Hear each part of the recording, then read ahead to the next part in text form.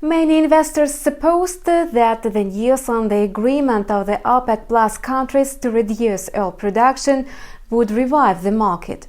Besides, today the market is thin as some of the major trading floors are closed for Easter Monday.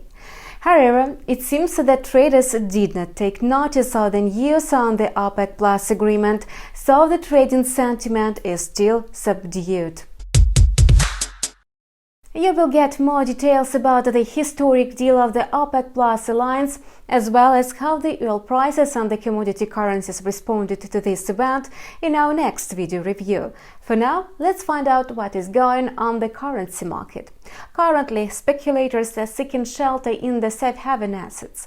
The number of confirmed coronavirus cases across the world is approaching the psychological mark of 2 million.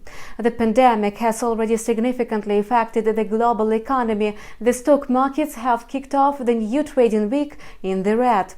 Despite being a safe haven currency, the US dollar is testing the 99.20 level today. What's more, the second wave of the coronavirus is expected, which may be much more devastating. In the meantime, all countries are still trying to stop the spread of the virus, albeit with little success.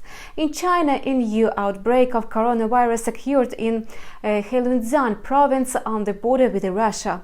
New cases of the disease were reported among Chinese citizens who returned from abroad. This news has again sparked off fears about the outlook of the global economy. In addition, the economy is still unable to cope with the current challenges. The yen is a certain strength against such a background, starting a new week in the black. The yen also gained ground after the decision of the Japanese government to allocate about $1 trillion to soften the economic blows from the coronavirus. The dollar-yen pair quote entered the accumulation phase in the support range between 106.90 and 107.75. A break below the 106.90 level may lead to a decline of the pair to 102.50. In the meantime, the Australian dollar stays firm. The market is highly unlikely to be volatile while it's thin.